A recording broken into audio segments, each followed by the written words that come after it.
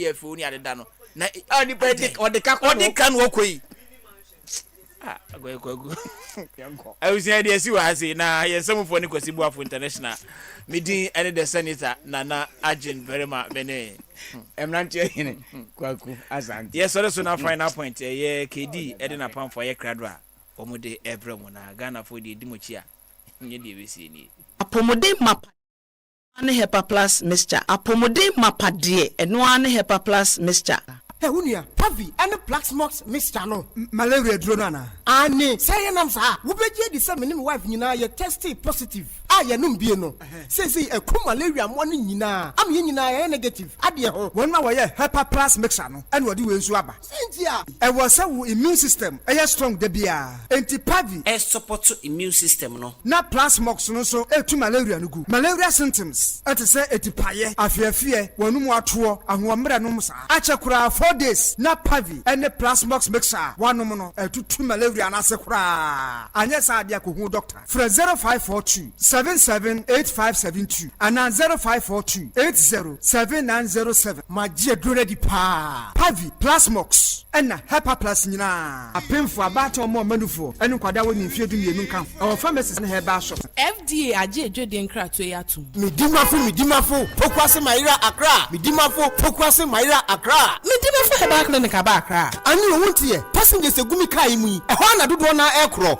eni sa akra ne ni potem yedemu ani yedemu ampa the say de edutwam Atlantic International University America memu abo Dr. Edujamfi babaso honorary degree as a professor in biology in herbal medicine it is said here ayaresa no aye more misi minim wife ye kopa wo wan ye 1 cedi nyin se ne betom anza na ye tues ka no misi mi connection na enhyeda nkoye na esakakra ti say wa page mu ama hode bam connection ne mu de we obo wo di ba de kro wa ba do kro wo di ba de kro ye ke stroke nso de wo fa no small chese agidi wo wu ani de asie no yare bia etatia e wo Dr. Tamda so and so diabetes hepatitis B prostate hypertension malaria yare bia kumasi say owo abugo opposite government school no ena nkran so obepiem e wo pokuase mayira kwan no so for doctor 0244774282 and 0500727215 Midimba for herbal clinic Wudima for ne wa Oluman Boogie. Oh yes, someone will study it. First edition Ekoye. Yes, second edition Yidie. Oh, a buyer the rough anti the register Cecilia. Our top radio. So when you're 50 years Ekwa, would the say registration no free. Oluman Boogie season 2 years. So with the Enkunimwa, with the life changing money. Sikas Sunday Pasha bread and the coffee and the Achadia Babre. The same mobile phones and the TV. Oluman Boogie season 2. So when you're 50 years Ekwa, and Trintre will answer cry. Nasadia season 1, a Jiba Biano. Season 2, a Bayer Fanta Bruta. Kayo, Sir Oluman Boogie season 2, Jumadi, you're baying in life. Our top TV show at the top 103.1 and all our social media platforms. Oluman Boogie season 2, Asa Ama Pomode, Young Papamu Abachre, Asamu Amamra, and your money. So, season 2, Ober sponsor and open Chemubia, Fre 0503 711 344 0503 711 344. Oluman Boogie, we are a dance papa. Oluman Boogie, Asa Papa Eni.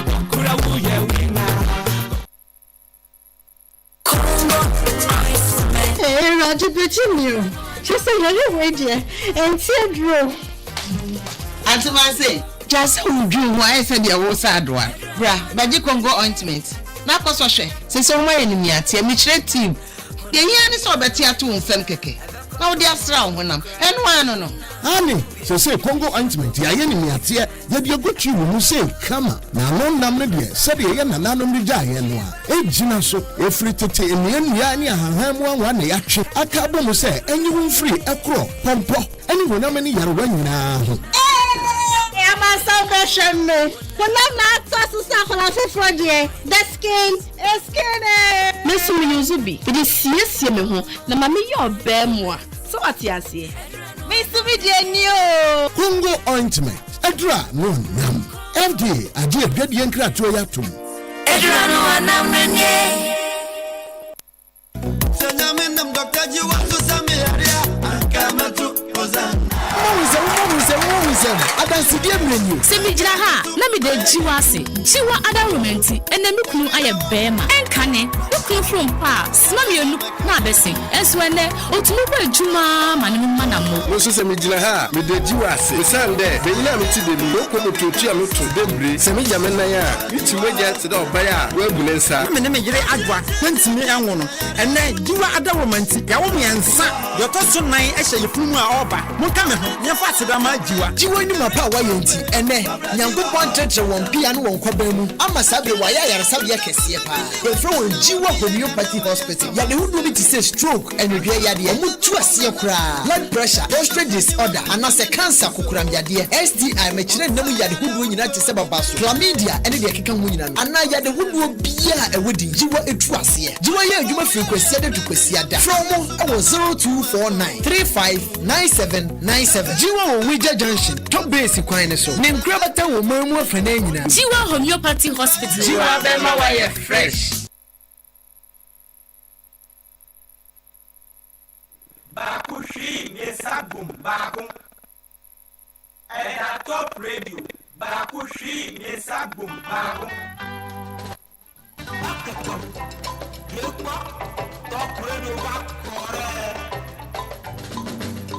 So bring me baby. Abwagana. Nagana beyo. Hey yo, if we mean waro. So bring me baby. Abwagana. Nagana beyo. Hey yo, if we mean waro.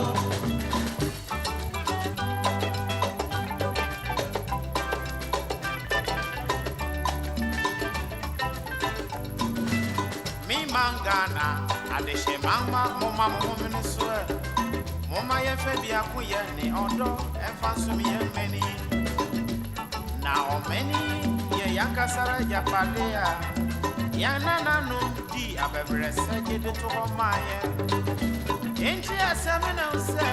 Yes, I'm gonna Anya Sapa, Dajin Chiliba, Baba, Minia, Susu, baby.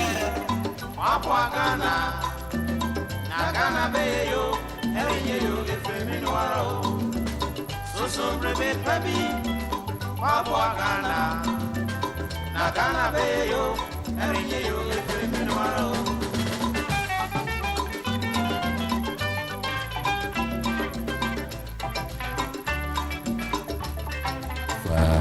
A growing number of Ghanaian youth who are being lured to fight in the Russia-Ukraine conflict, and we are seeing an increase in casualties. About 62 Ghanaians have lost their lives and 15 of them are missing. So I did raise the matter, and I'm happy with the response from Foreign Minister Ladroff, who has pledged that we can work together to stop these illegal recruitments happening on the blind side of our two governments, so that we can protect the lives of young people who are being lured on the front lines. So I want to assure Ghanaians back home that that matter reaches of concern to Ghanaians, how we work together to make sure our young people are protected and are safe. I have raised the matter, and I have received very encouraging response from Foreign Minister Ladroff, and we will continue to work together to stop those illegal recruitment channels, so that we can protect the lives of our nationals. Something India, Mr. In fact, for women, in fact, I will other regions. You feel you fit every Apophobia in Europe.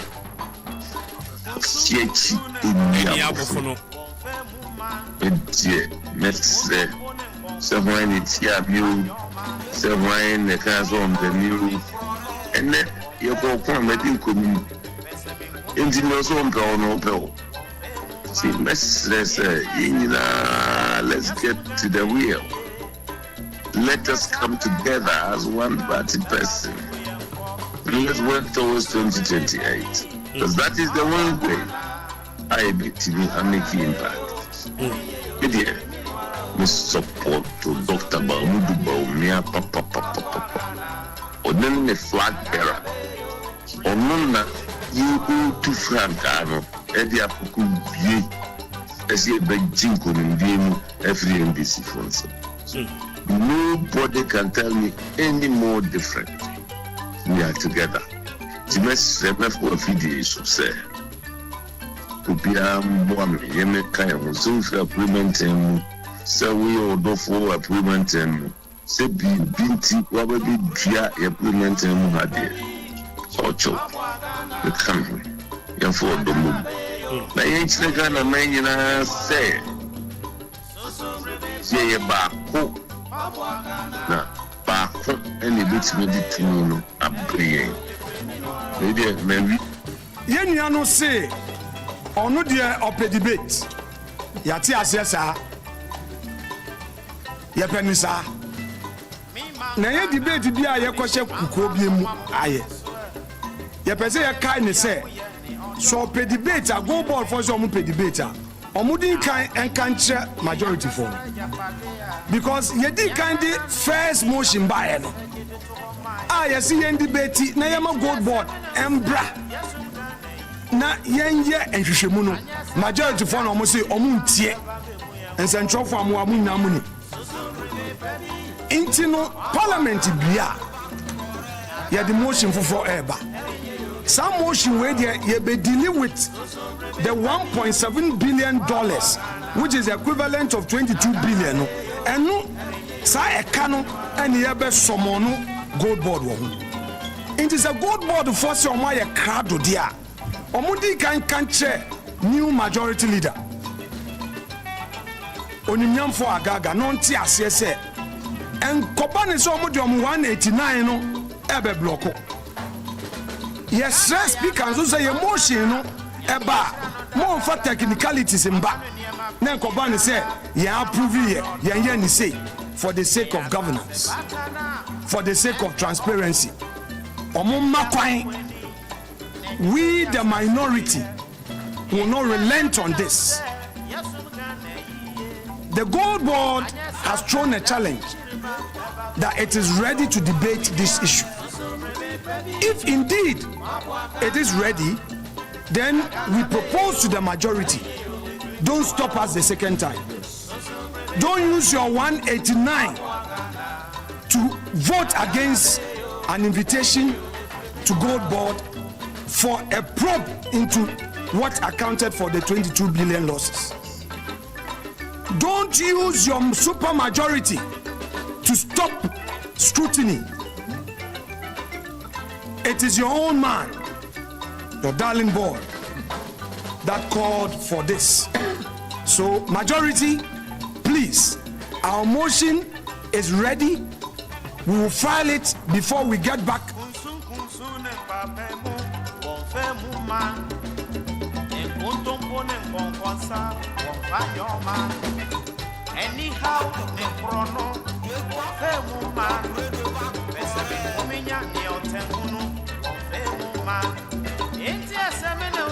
All right, I will share you bring so ya be mo adwo kwan so. Na baby awa utie bia mama akwaba. Ahaya Top Radio 103.1. I was your final point Jumedi na braso say ye de esomo e wa kasafidi batan so ene eye benada Tuesday 18th of the month of August, the year 2026. The blessed year of our Lord. Time checking in the studios, just about 13 minutes past 7. But I'll say, so only at a bedroom pempens way. You be digan and come on and teach a brainer. And the antenna. And come on, Pio or Hawk. You be more when you watch what Jay and one common. Ain't he a text line? No, my main farmer now say a WhatsApp message in episode for home. And I say no ma SMS WhatsApp message yebeje niakin kan amount. Text line here 0202 420 030 0202 420 030 and come on koso no fa message fa hona yankin kan amount. Abusia Mbede Kusida Mwa from KD, your regular host on this favorite socio-political talk show, Final Point, live on 103.1 Top Radio. Now you mentioned so many say we are live on our social media handles. Get them live our YouTube channel also. And join here our YouTube Top Radio Ghana. Our YouTube Top Radio Ghana. Now come on, no pictures and videos I be display beyond what to me who the Koso. Facebook Top Radio. TikTok Top Radio 103.1 FM official. Follow yang. Twitter and our X Top Radio Ghana. Instagram Top Radio Ghana. Website no see topfmonline.com. Shannon Soma me say Benifo Kukudam the tire chi. Na Final Point Jumedi Yedi April. The executive producer Nana Jim Berima the senator etire chi. Mr. Roger Tete and Mr. T SA Owon Komo. Enti Mr. T be coming home Edumrei Ewon Komodia Ye Dino Edumrei Moon. Mr. Boafo and Super joining in. International editor one. Odi kro kwa mi ahin ewa ha. Nana amache and our father amache ewa ha. Now you may social media no so Foxy and a DNM is a technician on duty. And so all is set. BBI set say so dia. Na bigiri ye pass won so why you ready set ya den komono ebe to me asomo. And the minority in parliament. Asia and Central for Edin Central for Enim. Addressed by the minority leader, Honorable Afenyo Makin. Common seminar say Ghana yen gold board no boka. Gold pictures programmer or ye say Bank of Ghana.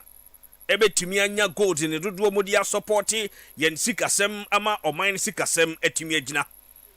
Na kabo no mu no obohu ni se emu na ho. Enti e say gold board etimi eba bonten na omobekire ensemu. Ni nyina gina IMF reporter ebeto abonten na ekire say gold board account for some losses. But ye nyina titi bi say Yera Sami Jamfi a ye CEO ewo gold board. And so a defender say enye no creda. Say gold pictures programmer ekoso under gold board na ono down no ekabi ewo mu enti yemo sansem no entumu.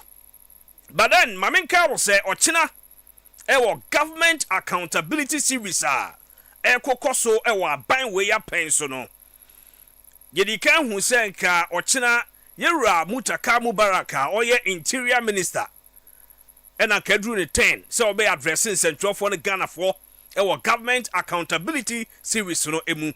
But anyway ya Husen Satrayaba ya gold board CEO Yera Sami Jamfi na ochina our government accountability series obe to me Asian Central for the Ghana for na enkomo a ewo gold board nyina was a Ghana for tiase no ene nkyeremu bia Ghana for epe edifa claims are the minority no Oma to me and as a Sami Jamfi etimidi ato abonten e de Ghana for. And so on this note to know all comment will be reserved. Efa gold board eka ehun sensemu a minority no eka until further notice. Why? Because ochina ye nyina pese yetie Yewura Sami Jamfi, the CEO of gold board. Na yehwese enchiremu ben na wo ho figures ben obe mention gold board enkuntabuo no krampo etisen support ben omode ma Bank of Ghana eboase yesika sembe tumi agina gold pictures program na nkasa kra no faso ben and e dey ma Ghana for e dey boy yesika sem. And so we are expecting so china yebetumi anya san sem we bi atie na ye nyina de toto ensone ni the IMF eka, the minority eka, any the China gold board beka, na se ye pensem mu, na ye won sembika, ye timia komente ewo ho. Yem pentemu mu yaten, yem pentemu nkansem no, wo bra, Yewura Sami Jamfi, o China, obe address Ghana for ewo gold board and sense mu ntiatie for NTS yes emfa emayen. So tomorrow we are all waiting 11 a.m. Ayadia gold board CEO yera sameje mfi ebedi nkomo edi afa gold board dwumadie eho. I have a lot of concerns this evening. Edi nkan no enche meko na my name is Mr. T akodi enkomo kakra ze o man na ye wo mu no enema bebre ha dwen e wo se nyina hu ne se e yo man ne nyina ye kekere ye de tumi ahye nipa bi mu nsa wo man num enti ye expect se omo so be ye adwuma e de abo man no puntuo na ye nso timamufo dia ye be yaka ho no ye timi dia koyanim. But my minti we free hotel recently ye beti se owura bia ye fe no Asante Kwaku Beeko was convicted in the United States of America. A federal jury at Brooklyn in the United States, New York, and a convicted sa Ghanaian American businessman. He said okra Ghanaian citizenship esenkra America de ne bi enti ya kan dual citizenship na ne nyina gina bribery scheme bia involving more than $1 million. More than $1 million. Ya ohwe shita omo convicted ni mu na omo mention say sika ne say eye holy rain na che say ensu kronkron enti ona na eto nsuo no na mom onu na wo tua no na wo tua ma nipa bi mo saafo no na omo ye Ghanaian officials 2014 2015 eba 2016 saabra no na oman Ghana ani abre a na ye datum so mu na oman pani ani abre so obetumi asolve dum so ne ehwese ye betumi ameki deals ahodo ahwese ye benya extra power ye companies igu yen hospitals yen institutions nyina e kofom e sanse yen nyankani a emfa nya adwuma private sector crowd ye na ye bobo krofo nwuma gu ye jin krofo adi wadwuma why because se me plant ye mienu na me nya kani amfa power medum baako because fuel ton so no na ekuma manfo businesses timi dum baako a mo wo sa machine mu ho no e wo sami jam kwan na mo kofie and so people lost their jobs.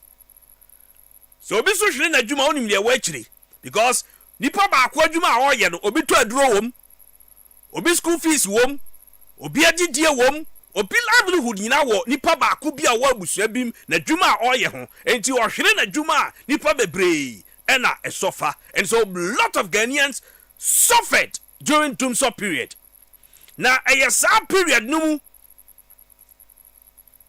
ena papa yi se Axa Energy oni omudi nsa woso e betumi anya plant ni bi ato afri ho aba ni abe support e power system ni atumi akoyanim ebi akire no over $1 million waje acha magana mpanimfo bi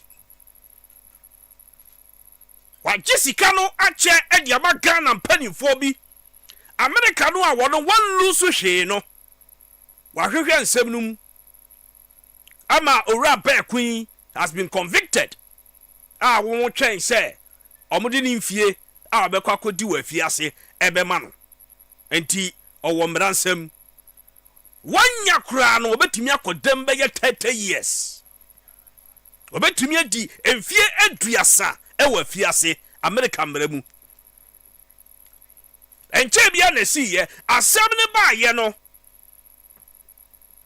yoko say oh o support to crime investigations koso and omodia convicted no OSB so je ho fans so wono so kra enimu hu bi na omo ye investigations omotimi convicted eye owura Beeko since asem no enhwehwemu hyase 2014-15 hwan eba be pim sabre ya America tumi secure conviction no ene mi bisa Ghana mpanimfo say why ni invite no ana say hwan po ene ya kire no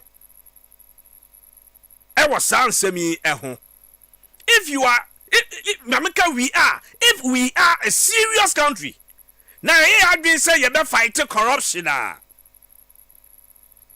enke bia nie me say asem wey ebetumi aye din na kwakoda ye nche nipa ba ko pekra wom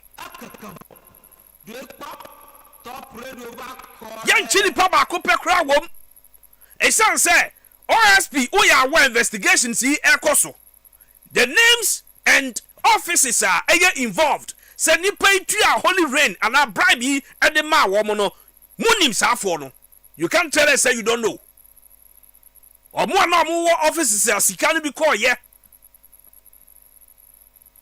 omo na omo offices are sika no bi call ye tema we referring recording the keka ho PURC the keka ho omo na omo ye adwuma ho sa time and omo head those institutions no ye misa ho say why ni ye invite no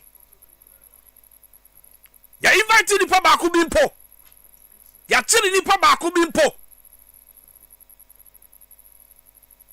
America no dey watch obi a convicted no ono kra one lose one city no but ye betra krom ha ma asem ya kwa akoda omo gi sika $1 million ni chedi ye no omo ebeko free I'm telling you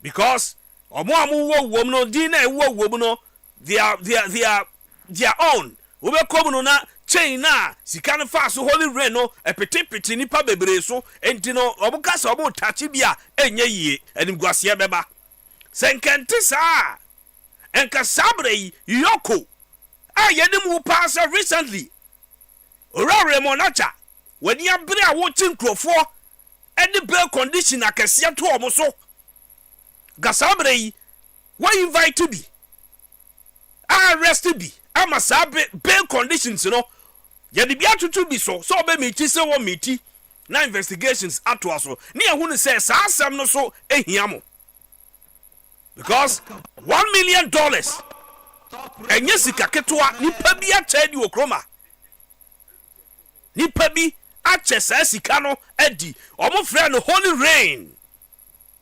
rain enti apeti nipa ni bi so yet kroma see a corruption we are joking yet dum somu no odi kro na nipa bi cha $1 million edi nipa bi cha $1 million edi e wo my Ghana mu we are the state of our hospitals we are the state of our schools especially the rural areas we are the state of our roads Obonyo and then editor the me fa some of the tutorials bi mu and oma mi hu ranking o man Ghana ye ka producers of gold e wo wiase a ye to so nsia America kra ye wo gold sen no omo amode da yase no Indonesia no ne de keka ho omo develop ten yen ye obi bia bi wo man mu and so corruption ketase share proye kankan ayentimi ntu asienti we are not developing as a country and so this is just by the way and in a form of reminder to the president to Yoko to the special prosecutor anybody involved to the attorney general say some of us we have interests in that matter. We want to see arrests. We want to see invitation. Ya pese ye hu bibi a kire say sa asem no $1 million no omo receive sa sika no man Ghana mu no emra eni omo edi. Ame koma Mr. T. Akwaba. Mr. T. Kedi. Majo. Ye ni o. Bibi aboko de. Ewrade adom. Ya de jase. Ewrade adom. Ya de bia ye wo hanso wo nkasa si show yi we be jabotre and then when we be how papa oh my God and you wo no yes go for some kwan no kre mama na wase o sha edwuma si ase and then the first day maba wo show so no cre o bo modern bedase o bo modern bedase enti obi be se bo modern ana enkwa chire amanfo tie opa se yapone yakwa yetika mu a wo sa amanfo enjoy bedase ti wo bo adwuma ye be de betumi bia nyame ti ase na real consensus anything yo medase se wa mama konya ba dwumedie kase so tie for so mama nche omo adwe nyi na se nya na wo kan wasemi se wo hwe oman a ye nyina yetimu a ye oman se nya be ya oman be konenim efri kwa me nkruma penso a nyoma ye nyina ye nyi e beto ya nanka meka ne se a wonnemu ahu se Ghana enka sambre yakoyenim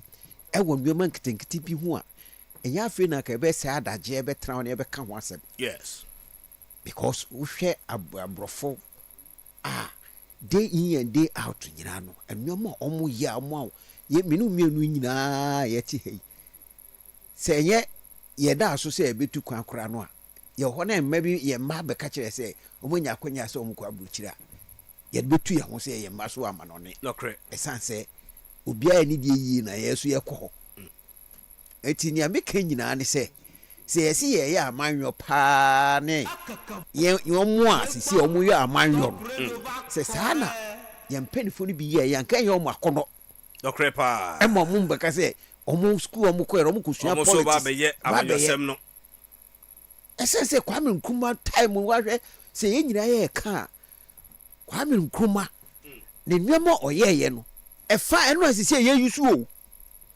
ase hu teach mu a na o ma mu ni nyina abo no me mu ni nyina abo se electricity asema a wo kan a be ye yi na nyina da dum so mu hwania se na obi su ta bebi a oye obi ye business we chire ogidi hwe nia onia bebi a ya chi no se go ni on fa no ono nya ne sika America ono Ghana ni die na o ne fa no ho ane se fa ne America ni yes because company na wato and I yet to plant no cra free no ho je bribe no free ho no enya American company yes it's no concern and say we American ni yes wachi ni pa no wachi no se meme wadem se ebisi o men we mu a nke be say hey a political dey we chanting yes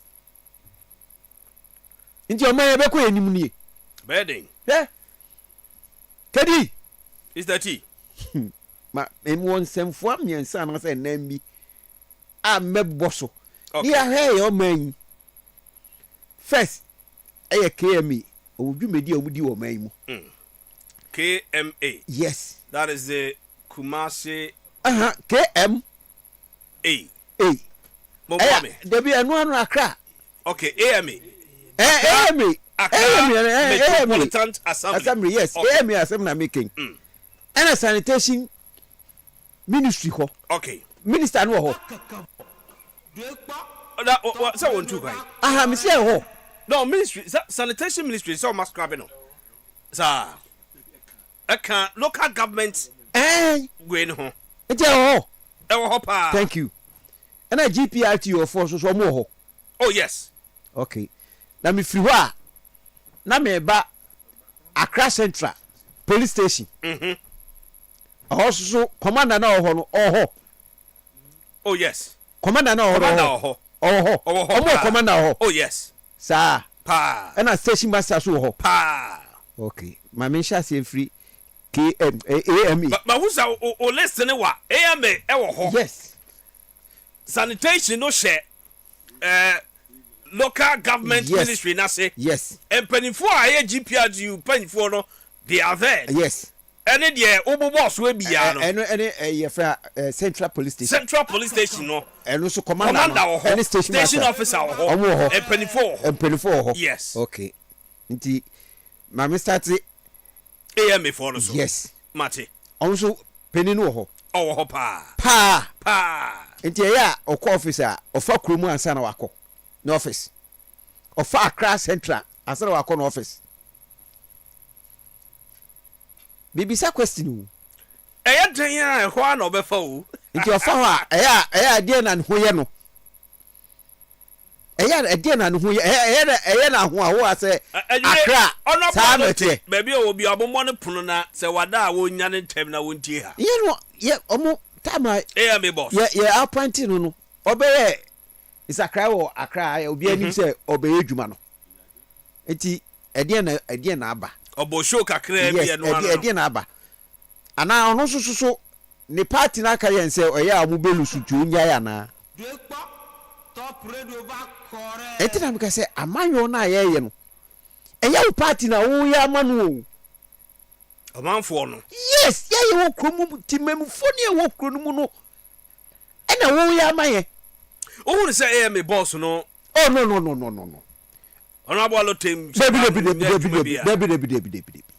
denti na o hu sɛ onye adwuma sanitation anase den wo de wo sɛ eno ka ho ba ma me no one by after one. the other Yes wo hu sɛ obaaye no na amafo adwadifoɔ ne adeɛ no egu kwan ho yeah na minim sɛ ɛwɔ omumre mu so sɛ ɛhɔ no eni kwa sɛ ɛkwan ho no yɛtra ho edidwa ombalos no sɛ ɛka ho iti ka ntumi ntena kwan mu ndidwa yes iti obaaye no odi sa ayi ne yɛ adwuma ɛma yɛ nyinaa yɛ bɔ na ba so sɛ oh the way ɔyɛ ne deɛ akra ɛhɔ bɛte wan discipline no bɛba yes ufa krom obehu sɛ oh yes discipline wo afɛdeɛ na ufiri ahara wo kɔ a wo sɛ ayi friends Kingsway hɔ ne koko board nim hɔ no ne ayi nyina na yi obi afiri kwan num oh na mu da hɔ traffic dia nche ama yɛ bɔ na ba so sɛ oh sisi a wo yɛ adeɛ nti adeɛ pa na free so ɛbɛte bayɛ ahoma mu a ama bayɛ ɛmo ankɛse ɛdeɛ pa na esi ebia ne aka kyerɛ sɛ wo ndai ɛna bi sa sɛ ada ni party for na aka kyerɛ ne sɛ nea wo yɛ no o say party no ana because me ka sɛ those days na nado penso no wonim sɛ we bɛyɛ minister Harry Court yes ɛbɛyɛ minister ɔyɛ the same team yɛ nyina ɛbɔ na ba so ɔyɛ adeɛ ɔman nkran kromo adeɛ ate ɔno ani party for so retia no ɔno aba abɔnte bɛkan sɛ adeɛ no ɔyɛ ni party for so onyai because onyai embelusu ba sa wo bɛ party ayɛ unpopular enti me bisa sɛ party no a wo so ɔbɛyɛ unpopular no party no wo nko na mo yɛ Ghana fo ana sɛ MPP fo nko na yɛ Ghana fo there be so Ghana fo dɔso yes enti sɛ aban bi ba na ɔka yam sɛ ɔka sɛ me bi decide ɛyɛ adwuma wo pa mu tutia me ne yɛ sɛ Ghana yɛ nkɔ yɛ nimu a me nka nkɔ echi na man bi ne yɛ frɛ no Salifu Amankwa circle nipa baako kedi wonu hwan woti tesu ko be mo apada o circle make sure say waba circle o be discipline usro so be fa ho na odi wura ato ho ene le taba bia last week Saturday me call Accra from hono kra no men kan say wo say traffic light no a wo sane as we call fire service for no yes wo say sa traffic light no na me say enwre bia esum ho no a em say enwre na di be 30 years na esum ho na stores na ho no ye bia ye di dwa na once na etina bisa say AMA boss no ho ana sanitation minister no say ayi no sa ayi no omo ho edie pa na omo ye ede fa sa de no na wonu fanity e wo mu no say AMA fo no wo say how mu ticket yes but na be bia me gina no me capture anyi yie kam capture ke na mema de ato social media no omo hu bebi a mwa balo eche se me nyira ho nto ade me ntra ho nto ade no na omo ticket e ton ma edwadifo no wo ba ye no ba bi a wote no wa wonim se ɛhɔ yɛ tena hɔ nidwa na wo ba ye no wampam no dabi take it ama na jiska de assembly odi kwa assembly just why endorse so on oh yes it's your man pa ni yeye o man pa ni yeye na ade ba ko so kra me hu ya na me si it's your man betumi akoye nim wonim o se me for no so mo tax force for yes tax force for na nipa na me ne nam no na me che ne hwe o se omo cramp bi omo cramp car one party and the one party ye be cramp car this year eno na omo di nam car kwan no a adwadifo no agya boss no a ye be pam adwadifo mo no eno mo na kura no omo chichi cars enti driver ni bi bisa akwa ba ko enti ade ekura wi wo sa ya ya ebu yedu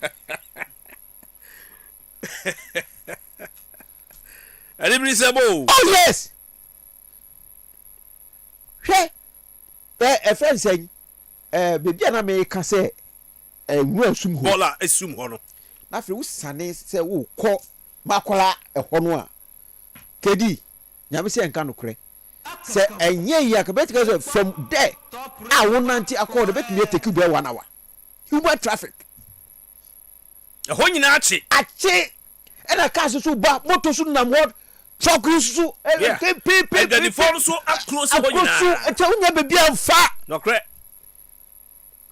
na me boss no te hɔ na minim sɛ mframa na yɛ ɔbɔ te office no ɔbɔ mframa pa ɛmfa no wonya hwɛ so sɛ temamufoɔ no every time so a yɛn so yɛka ho sɛ yɛ threaten amanyofoɔ no sɛ mo ba na yɛ to aba ma mo na mo ba yɛ mo bɛ sɛ yɛ adwuma ha ya na yɛ te na yɛ di dwa ɛna mo bɛ sɛ yɛ bɔ na enti edu hɔ so na bɔ hyɛ bɛn a ba aban se aha entra ha sɛ atowankyɛm sisisi a wobɛfra aban oh yes wotuma muni a wonim sɛ ha yɛ entra ha no a atowankyɛ ato no wobɛsa fra aban sɛ aban mɛhwɛ sɛ aban ama o sɛ aban ti mo ɔdene sɛ wokɔ Kumase a Zuba ɔyɛ adwuma ana Zuba no ɔno no nsa akwafoɔ no ya promise omo ana wa clear baby bebre because there were some areas I hold on as a criminal hub awa asafo horo we ejiro nyira ono ye nipa ono no ye nizini ono ye party ba etina me bisa me ho se it a post we ni kemi ana say sa ayi friend say no boss no it say ke bia ya to abawie na say fan say party A B ho no awi ni no nanka e bia tamalia na ko fo bi wo ho nanka me boss no na ko abe aka so onimo bia abeye me yo ha yes onimo bia ofa na bia nim onti ofa ne oba area no no we say high and clear yes ofa no fa onimu ewie be kwa kofa fro una na bi what no o ya kofa ha mi etimi ne call ma sofo nyina oh yes na asofo susu nim say bible kwa ka say ahumdie ye na obu su tuore am kopa che wo say abanye ni sa de se ke be yi a onye ni sa because obi ofi tamale no be me boss ha no say di pa no onimo bia o itu otisimu akwa na okọ oba krom nyire fi ho so ati ase e eti bi bisa anap enwe ni bisa say a boss so wada akra meyo on sorry na de chiri gu ho so wada on sorry na chiri gu ho na o sha ase no ni nyina bo na baso aha yeah dia bona baso obaya de na say wo no social media say wo ko TikTok na wo say onunam dwobu a no ne ma no esresre ke wo maba ke mba ko ta bia ma hwebo no asre no ko sa so ti ase enti sanitation na yesi ye free ho na de akɔhye local government ho no enti ministers na ɔmo ho no ɔmo ye adwuma enti so bo hu sɛ nkran aye fi ana titino ye wo sama ɔmo ba ɔmo wewe fiefie mu no ankora siwa a ɔmo de ta a yɛre ka benku no ɔmo de mumu a na ɔmo sɛ fi wo a ɔmo sama ɔmo de bɛkɔ court ɔmo de bɛkɔ no ya bɛ fine wenya wo bɛkɔ bia bɛ 3 months na de ne ehu enwu egu ha ye nua aduane wa ha enwu egu ha ye to wache wa ha awansere free so a no aduane so na plastics we are ajibe dia na sensu to ya yesi ye liter plastics wo krom nyina enti sa minister no so ayi sa ayi no omo ho omo sore enti ta baby man ka se me dia me nwene me party hu na mo nipa na to e friends abama me be ye mampani no me ye mo akoma so ade aba omo e me yan ka se de bia ye party ena ye belusu so omo opposition so omo anu din se ye ba ye be ye omo ye ya ri ajegu na kedi ena wo ba no yajo fe na yajo asemi no wakofa bai fe no me da maintain announcement bia wu omo se o matutum ti na bi bisa wi bedru station hayi e wo circle e ba me kombaje me 3 cities 50 pesos aferi omo se 4 cities so yajo 4 cities ti na say GPR2 for so mpeni for nto mo ho me minim se se atumu a ye na nso ema percentage no kra no areas ni ade nyina o print sheet na etarka ni mu yes du ko ye no a ye mpeni for no de aba hwe kaso to border ase de be wa mante o ena mutum mitim du obi a me no mo ko ka mu na ka wo ko kaso to border ase a eye 10 cities eye se 12 cities it's GPR for say omo atumu a omo ba bonti no me beka keke because obi adum say petrol no ekoso kakra enti se mo tumu na se mo ba bonti na beka obi edi ho na o medi akinye se na nsan ya fuel bo ko soro e na omampani ese omati 2 Ghana cedis yes ama absorb e no crowd I think 2 weeks or so e na buy no agitum say o ye free so no trend the next pricing window yes e kofomu a na a maintain e wo ho enti ama GPRTU and driver union so the official statement ba say sa intervention no omogitum enti nya de omobete and omobetu lorry femu but yeah that's sorry bam mo de krokro de John wahu enti me manu be si kura no they call Central Police Station yes say police station bi aye security zone oh yes eje police station ko immigration for installation bi aye security zone fire service crampo no installation bi aye security zone police the military omunyina security services na de omunya ka se han ye wa ho aye security zone it na je civilian enu kwan se eben ho ekoye efere say business area ho car kra na ye commercial car kra ntimi park wo ho basa nje area na Central Police Station ehwada market oh yes ehwada market unam ho a unam police station ehunna market women no afa etina bisa say commander ho ana it's supposed to be a security zone as a commercial vehicle crano o park wo any kwan so omoma wo che you have to move no ho adwuma na so hwe commander na wo ho no ntina commander wo adwuma na so he na adwuma says sa na ekoso wo ho de ya yes sa ekoso and na e wo so oye up and doing also clear mo free ho wo say Central Police Station ho no say ufa ada ya say wo ko traffic light na bibia na me ka no wo say omo MTTD no e wo bochi sei says wo ho says ewo ehwa ana mu di dwa fa ho mi mu di dwa omo ti ho says na chi nyina omo ahye dwa ho eh serious o asem ye ka serious o seriously na say na say ehwa hye omo police for eyire no mu ni ade no ehwa nyina ahye ada say say omo dey friends dey and chance na agye ho no ho the kro na me ni say ho kwa police for ehwa hye as na say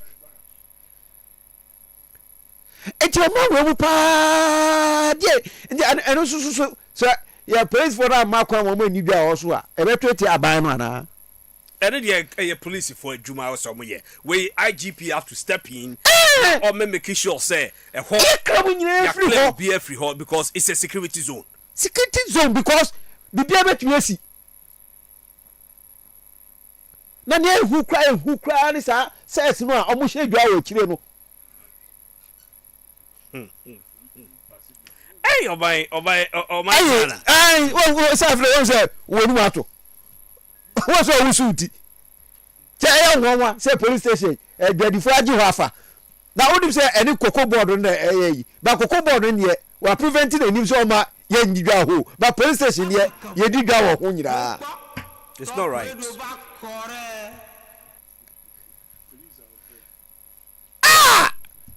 Kenny. Gedi. I was IGP stepping. Avere. Who zuti? Oh my team. AMA boss. Wada. Sanitation for us also ya dey mo akwose local government we also mother. GPR2 ada.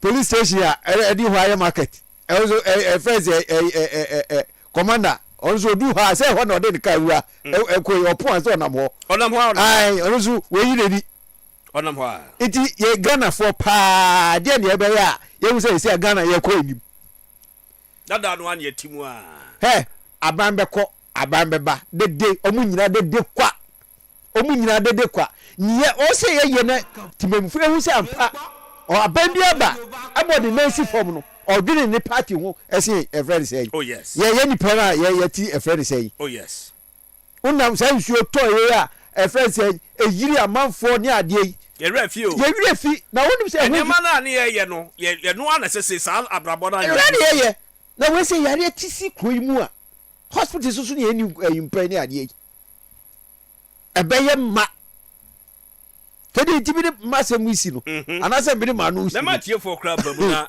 because they are serious observation oh yes I was sad to especially Lauren Fair or boss no and that I was shocked say and imagine say obi a wonim na bi aka the last 350 pesos yes because you are 4 cedi but I don't calculate say some go for be nipa bebre na live your life oh yes aka the last 4 cedis where you 50 pesos dia no nsuo and I cut the last 50 pesos and then on him said didn't be fee or buy a 4 cities and you know what the drivers and some of the movie car no I know yes what about getting you know see from yatum do mo pe na institution we nyina wo ho we go kan si ya station master so ho obekoro na ote wo aye cheko so mo na discard cheko wo da asem ko office wa mo nka cause mo cars na ye adwuma oh yes me say me fra driver bi ma me kasa se me wi a na fere wa ma so we ba fra yes o ka chem prince ye kwana me say na GPR you kra die ne wo ho a si ebeto aba e mu yi chairman ni wa e ho na o ka chem dey presidential elections o si eja ja na woni mu amunya o kan ko du say sa government e wo e first incentive bi a o si e di mo mo e ba o chairman na be si so asa na wa hwe ni mu wa ka say cast nya de nyina wo enti omu wo ye chairman a wo chair president wo ye regional chairman wo ye national hey and that for bo na wo ye sanu mo nyina so mo hwe e ma ya akwantufo no nya de ho nto ye ka wo kofo ka bi a tetanus na car ni edwuma station na station master eti ho ehwe ukọ La Paz station a o cars si ho nyina New Town cars ekọ La Paz nyina no enyabo 4 p.m. ekwa omo load from Accra to Kaswa ene etoa so bia no na wa benche ba bia okono straight ubesi weja obeje o Kaswa fair ubesi even Kaneshi from Circle Cra obeje o Kaswa because when say nyuna joye rush hour you know lorry fair no the open oje na sa institution we GPRT wo regulate say muka say e say truck driver bia nya station ele kwa say ye wawa ele kwa say ye wawa ye wo mra wo mawe mu say ele kwa say truck driver bia ye wawa o so register na ko station no muti ho enfo mo ho ade amui wo be kwa say o GPRT ye wo concern ye wo protua ye wo hwa bebre true drivers hwa bebre ni nya so enye djuma nti saka ye djuma na mo task force na ade no ade task force kura ko gina ho kura no a omo discussion obuto no mama mo le du wo kwa ho no moko task force dey say PRT station o PRT station uko bi so mo se si ya sa station na o ma te wo ho no why na o mo de komo o mo Let's go to Lidati. KD ma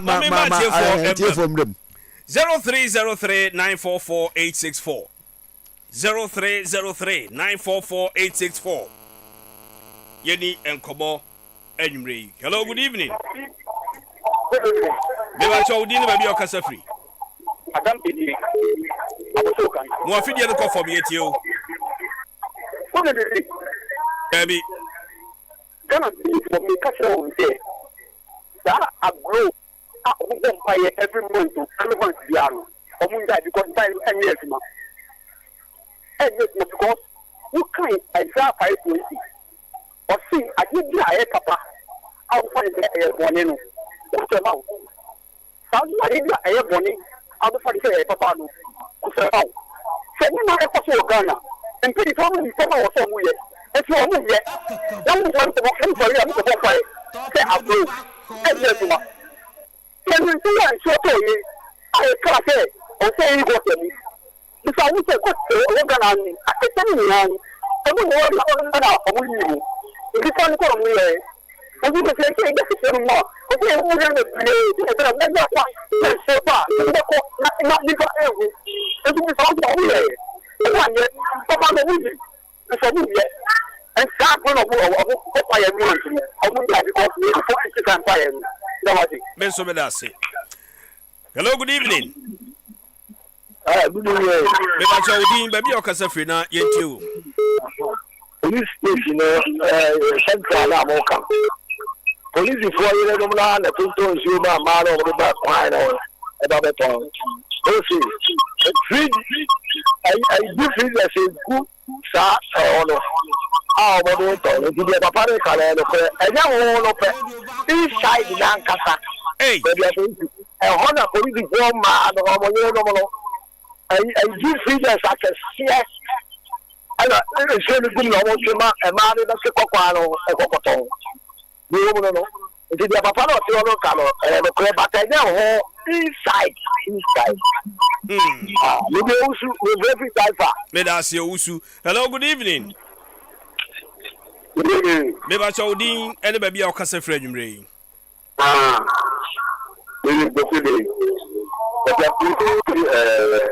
of you. Young Quay. And for my baby, I am for my papa, but kiss you on the bill and I'm the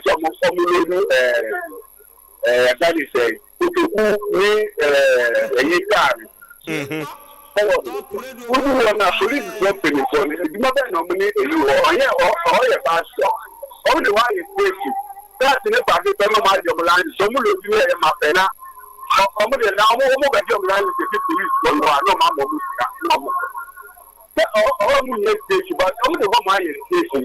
This is Mama station, so let's get a matter to follow you. Every message. Only one knows what you brought. One of us says, "Say, Brand, the big man is the most of from Granny Show Munta." All right. Hello, good evening. Hello, good evening, Ejadamo. Kwame, Prekesa aristocrat today. But I'm going to castle Darwin. Kwame Yanko. Concern the Lord fair. To see now our car we can say a castle to where with the backyard. Even from Kaswa to where we are walking quanta. Anyway, 50%.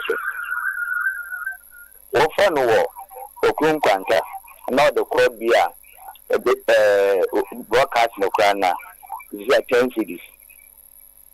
You have a problem in the say. Brothers, Yan or what you say, yet so every fool as well. And car or more way no, because I was so kind spare part in the Samoka or Monomutu. If you don't think the fool is South Costa. All the Roman cabo so kind, but almost fuel and so no, as far as it increases airways, it was a lot fair. Okay, or that banning a task force. Because you now, they are all complicit in Adair than air caution. That's it. Kwame, Mr. Bedasi. Hello, good evening. Hello, good evening. All right. Hello, good evening. Hello, good evening. Me bacho di baby o kasa free. Oh, with the sometimes the team say not the raho ama or my grandpa na. You say I am muti or mokan or my grandpa masa. You do down kwa circle, pastor Kulechi, omo muni mo. Don't feed the good working. If the capital city there, the capital city or my women no. They may who be a woo. I just said Tazaku and I is legal actually pay. I don't know why to say Butchie. Now, I can say Ghana capacity. The job they do Ghana development. But I hear what grass, we are not putting there to say. I am a famous young around. I'm on my cousin. You're waiting for you on the go with the swat. I bet what the CNA say. There was a radio in Mukasa.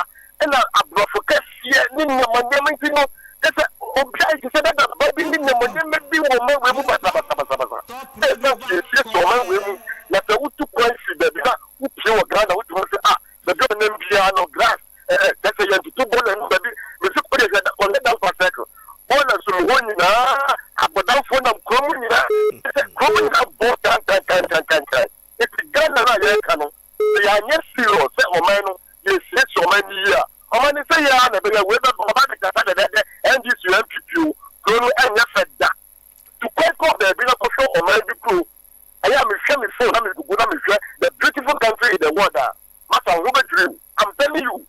Go for Apple super you feed them a puzzle. You have done a number of tasks. I see a job my way and a second over the and now a party politician for the scan almost to be fun developer or money method that to buy a already. Then you feed them before. They hear from the tell you Ghana, the woman that lives in the background, in the background of any senator, Daniel, oh, father, you say, I had something, and I'm far America, and I had a far thing. But senator, for years, I know many and I didn't. The Ghana, the fat, and I will with them. But on my and my as I said, the Hobbit, I have been developed on my way. No piano, so my corner and more say. How you should or don't know what we have good charter and you're good. Or don't about the year that way. And you have good chart. I come on, say, I have ways. No ship with them. Then you make us a wood about the body beach higher. It's from Olympia, what they call that. The whole thing now. Oh, my God, ship to get away for those who put them a really second. What with them? I just offer transit to Musana and a man of Bassa. And you're now, man, look at them. No action, dear. But yeah, from the money for the thing to Olympia, and you're brutal. I've got the best 2 days that I want is going to be because I had the phone I take so. I don't want to get to see how to look at it. So pick no one you want to die. So pick no one you want to die. So pick I take him more than 3 months. I will move so much in there. Go back on my baby. No straight light. For 3 days to Olympia. Straight like 3 grand or so. When you see it's a matter done at the other so make a more. What I have before. Someone you need to be a much more day. I want to radio station. I want to make that in summer a kitchen power.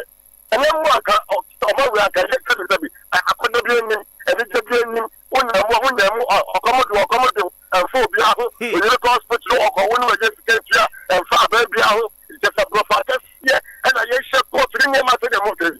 I had any guy in Penny, my mom was in my room, and I use for all 1 year, we had money of child, 2,000, never be today on my room. Never the phone would give me almost 1 billion, 6 billion, 7 billion, 6 years. We are young members, I didn't know if you free SCA. SCA because they do about us. All right, me that's it. Mobimbra. I'm in for last caller. Hello, good evening. Yes, sir. Yes, sir. Okay, I want to interview and answer of fair for you. Look at the Gafra. Yelko. But you're from the name of one because I see S. Against sort of it you. What do we say? The Gia Yakata for the film. Lamino say, what do we say? Make you for a woman by the what would you? And then make it for the capital for by the way what? Yeah, now I want them quality. Never talk, but true. Oh, yeah, you want your passport. Auto spare part. The alcohol. And this is a very full course of 2 hours. Young comes and young food and what I know.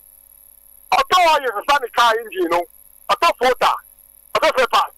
And you would have used what I shall be a fool every year. Yeah, 2 hours. Now, who is on two? Now, give us for the video. I was so over here announcement said, Lord said, what one? Anybody in 50 years, also Lord said, the black Lord said, one was 50. Now, Kedi, a man and an inquiry. I again to him for any more man, your man, or money. In the sense that you go to the to get a man.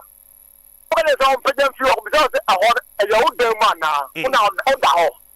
Your attitude, yes, fine. Okay.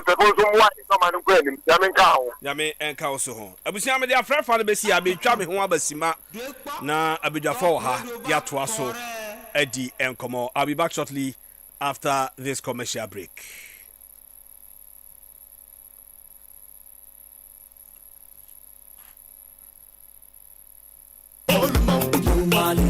Oluman Boogie. Oh, yes. Someone said here, first edition no ekoye. Yes, second edition yidie. Oh, a baya the rough. Enti be register sesia. Our top radio. So when you're 50 years ekwa, would the kai say registration no e free. Oluman Boogie season 2 yi. So with the enkunimu a, with the life changing money. Sikas sandy pasha bread and the coffee. And the achade bebre. The same mobile phones. Any TV. Oluman Boogie season 2. So when you're 50 years ekwa. And chunche we nase kra. Na sedia season 1 no. E jibe biano. Season 2 yi. E beye fanta bruta.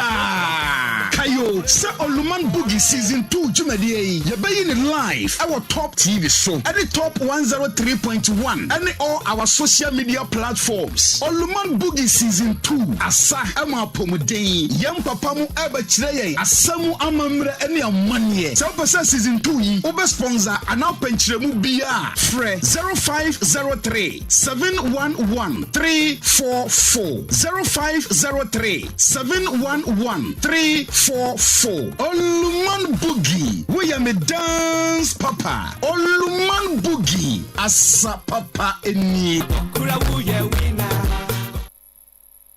Enti anya train e gina hoi. Ebe yo no a. Osane pa. Hello madam. Hey, nana me hu wache. Hey, enti atwa wuni. Oh, in fact, why you kesi o? Uhun so aye fe pa. Ya mia, every bra wo de me call thanks to you computer clinic ba ye no. Ena ma me hu aye fe. Na me ye de nyina kosa no. Hey, say the play that you modua.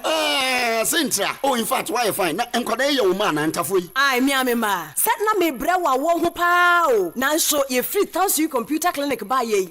Ntafo nyina ya memma. Oh, mi fiefo mabusuafo wo bia yade a ehwa na ye kro. Oh sa. Ai. Oh, ene wa yade abusuafo. Ena da me ka kire no. Atwe na nanse ne ho ayefa wanya ntafo. Ekura wo mo fefefe sa do. Ni nyina ya thanks to you computer. Ke se kura de. Fidia soto bebre abeka ho. Yaro ya wudu bebre wo ho so awosa. Thanks to you computer clinic. Wa mo kua no. Efri su hu kwasa manka se kwantimpo no so pe. Se wo hia thanks to you computer clinic a friend wa homa iso. 0545 25 2880. Thanks to you, Computer Clinic. We are back from the commercial break.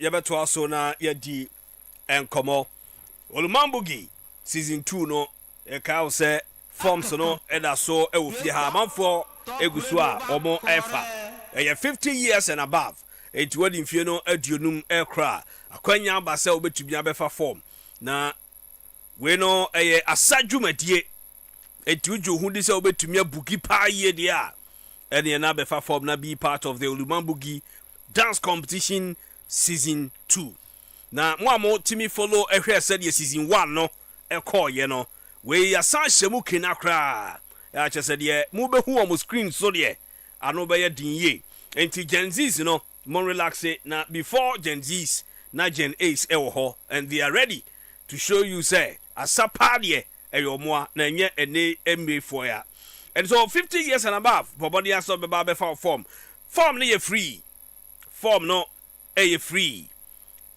obetumi abefa bi ama wo fa bi obetumi abefa bi ama woluman bi a wogini di se onim asapa na audition be koso e wo fie ha audition mu no achede be koso sanso na season no e hyase on your screens a eno so eviction ne koso bia no na ye chaade wom enti bomode ya se obetumi de ho ahyem na achede no also nsa etimi aka bi na omo beto so se de obedi kan de obeto so mienu ne de beto so biensa ne de achede no ekọ animu pa na ebia na opese obeka sponsors ehu akwanya ewo ho product bia say ye cash so na opese wo de be support ya obetumi e de aba ade bia de cha ye bia wo ton ana oti hu dwuma na opese wo de be support dwuma de no oba ye de mpanifo do betena ase na wo so atimi abeka sponsors no ho ye be bo dwatan de ho de rama ubenya ho response ubenya ho results you're very very positive and if a number if you want to be part of the sponsorship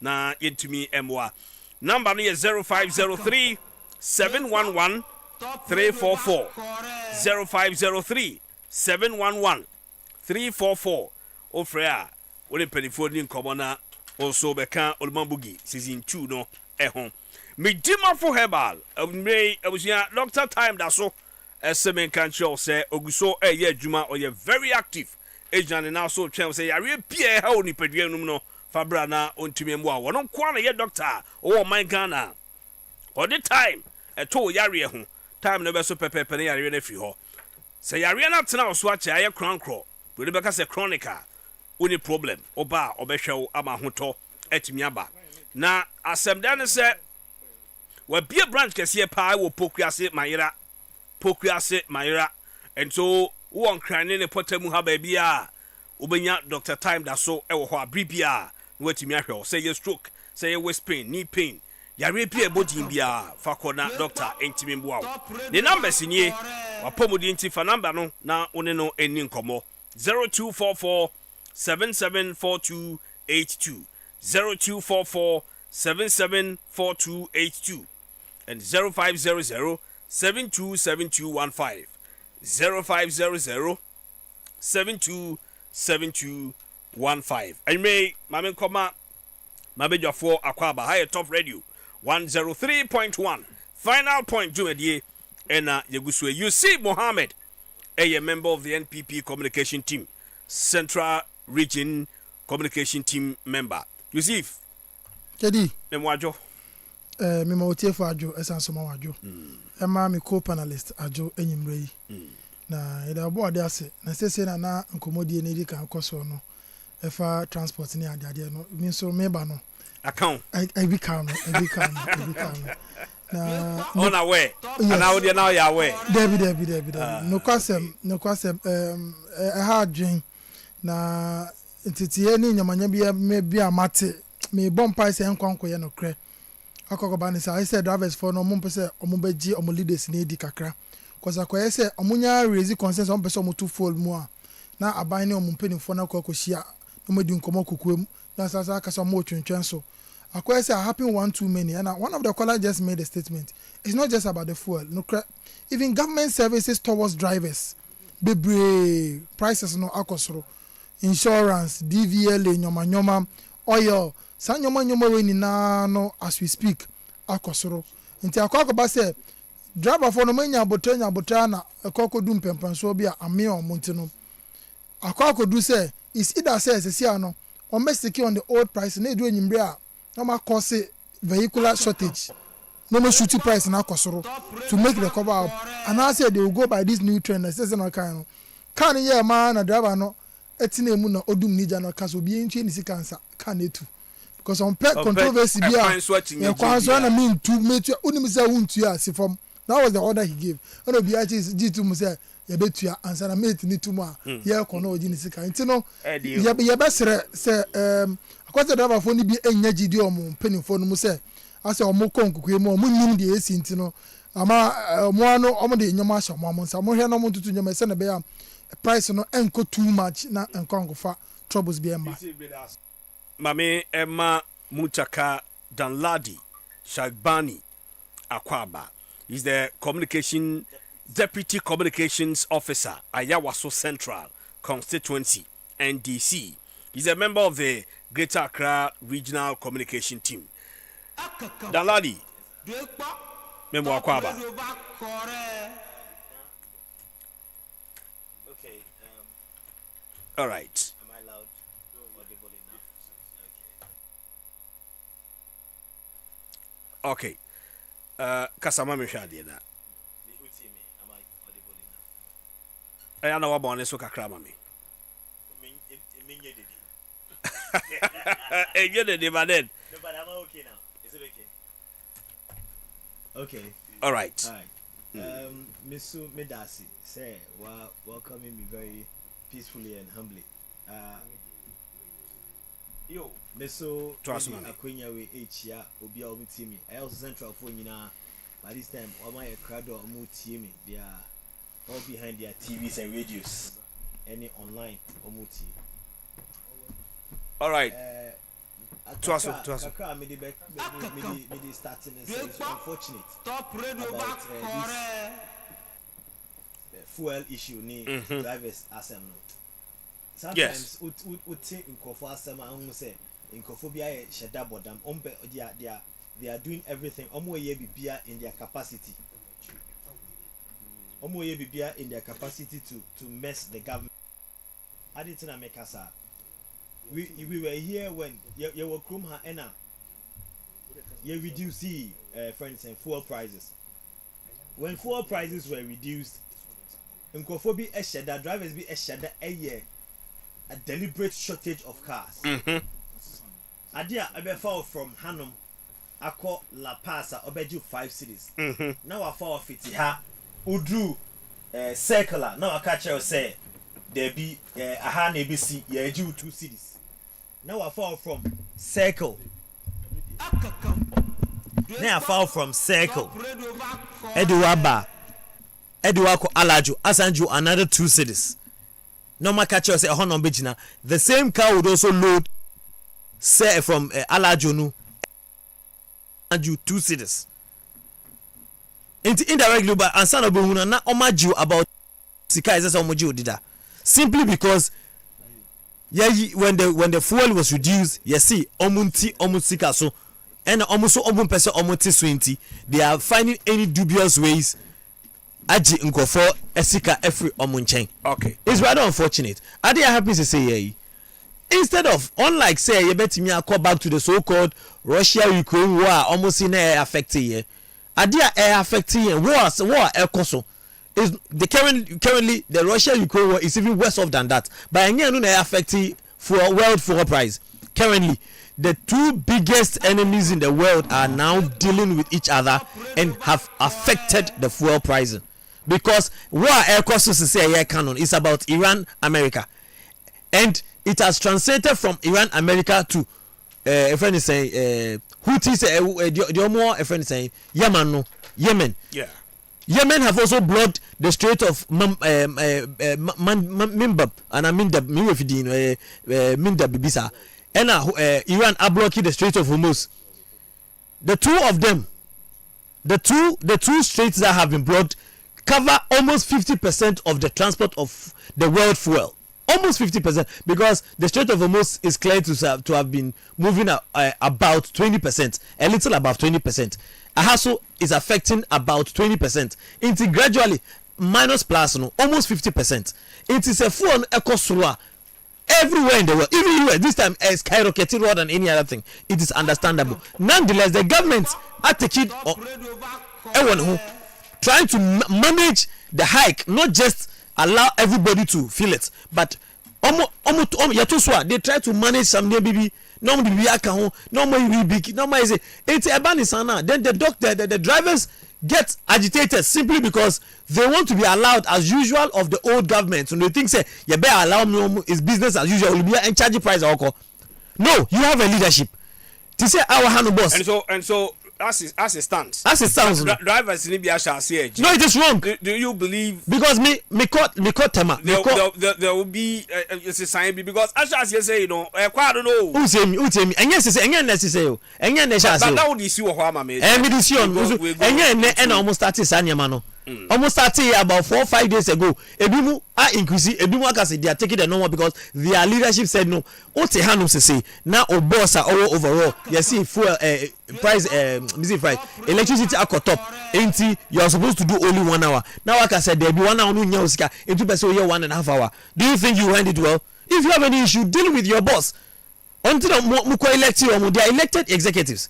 Go and deal with them. If you think they are not doing you a favor, go and impeach them. But don't sit somewhere and take the laws in your hands and say you are going to do anything anyhow like that. All right, it's not done. Thank you. Now you call other matters. Other matters, no man, chami, my enemy, we almost shame me. See, enemy, my boss and Kasa, my godfather, my everything. The futuristic chairman General Johnson, as you doing Ketia, Honorable Michiano. Michel Bia Mutie. I also sent be a team because they are poised. They know the voice they are listening to. I'm the current deputy communications, and they know that since my boss is moving away from that position, I am the only suitable person. All right. Okay, I say campaign no yes here bro. What is say here bro? Mame started with you see on our main topics and you may share promises made by the NDC in opposition and how well you think the party in power is delivering on their promises with regards to Galamsey fight and the 24-hour economy, others, any that you think the NDC government is delivering so well.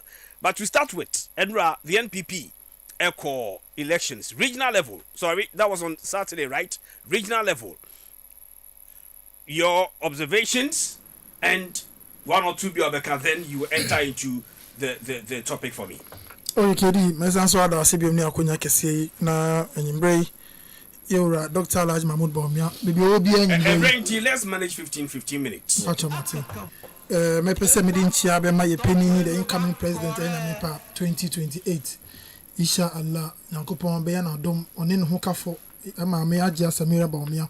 Be mo obi ano ye chia omo na say na obisa about around the election no on Saturday me call one of the centers in Central Region because me free Central Region, you're to about somewhere around Mankesim Hall, and so we shall send elections no call now.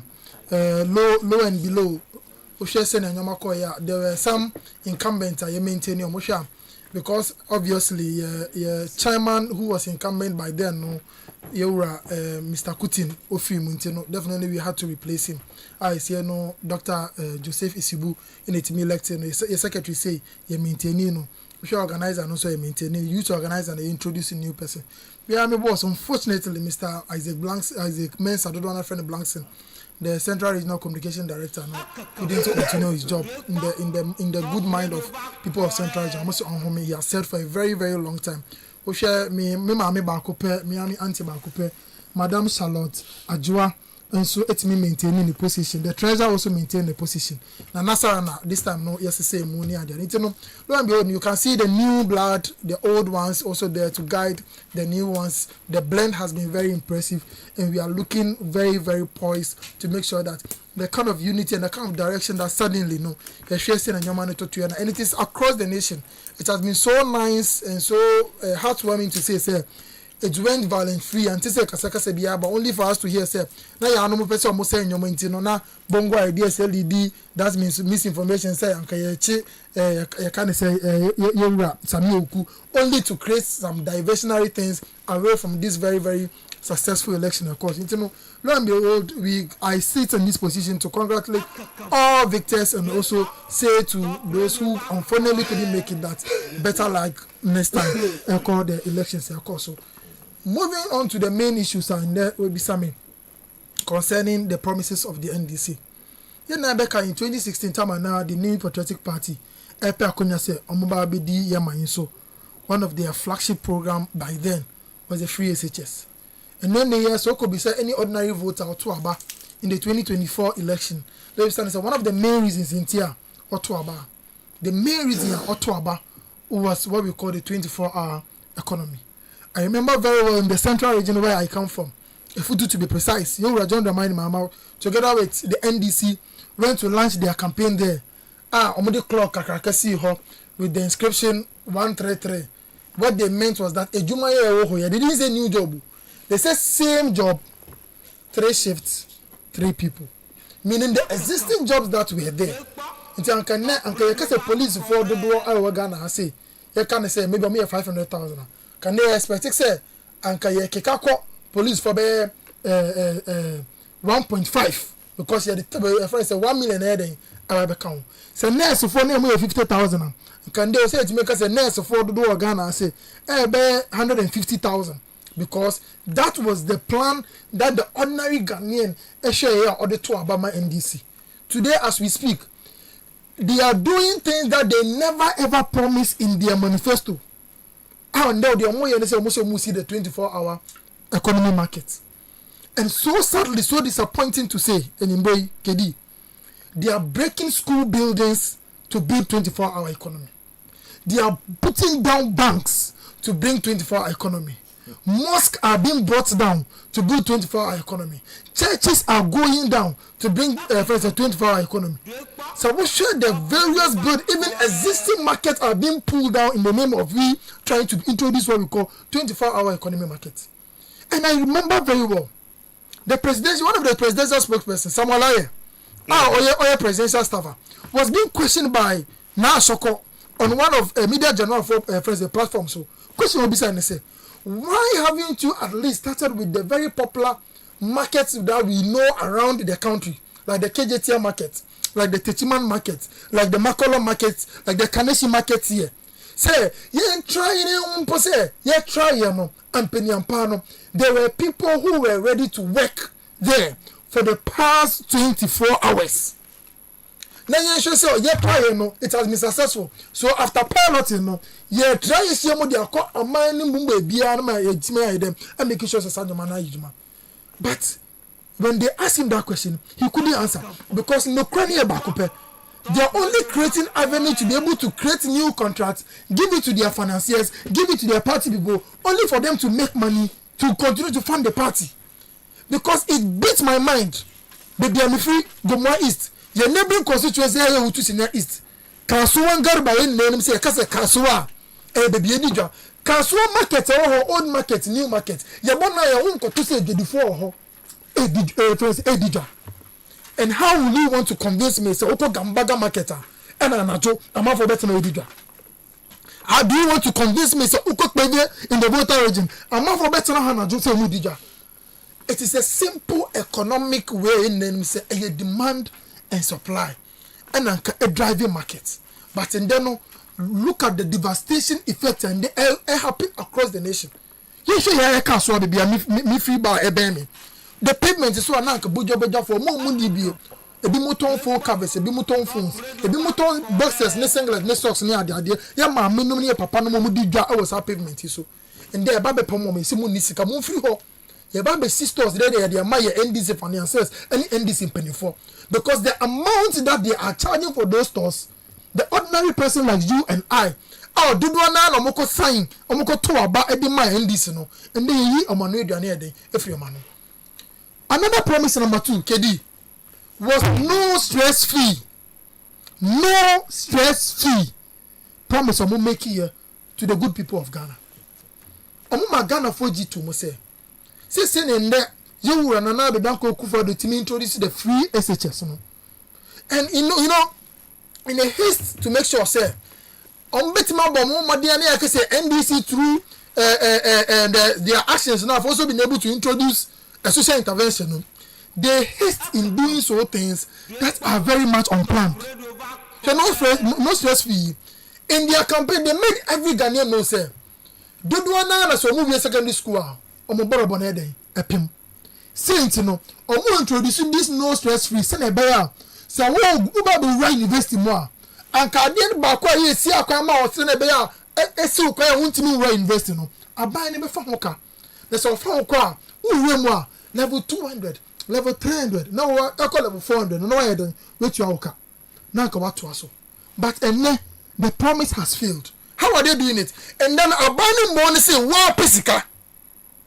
Now your admission no. We admission we are now applying for the no stress fee no. And some your grant too. Now what they are to sika back. Because I say me already now me sika na mbe no. He for na me ko pese sika no and you room and some abandoning to sika back. Is it the same as the policy? Is this the same as it was promised? No. So the same few is yanka say kom okomu ya na abana aka say o pesi ka the amount because say no obana wure mu ntino ofo eju sika back. If it was so, many children wouldn't have gotten that kind of opportunity. Many of them wouldn't have gotten that kind of opportunity. But what do we see here? The NDC also in one of their promises, Akachre say the Ghana now needs state of emergency to be able to stop Galamsey. They told us that Ghana needs state of emergency to be able to stop Galamsey. NDC for bomb on 2 and Akachre Ghana for Nase, or multiple the AI stop Galamsey money. And you John Dramani Mahama. Etinia Babontaka say he admits. So on one party fully be. Aka Galamsey say heading. But why are they actually? NDC in opposition made everybody understood say Galamsey and another in our buying any your friends want to me in the area. And then Gamu be say Yachi want to me. I go say Galamsey is no more in this country. But what are we continuing to see in this country?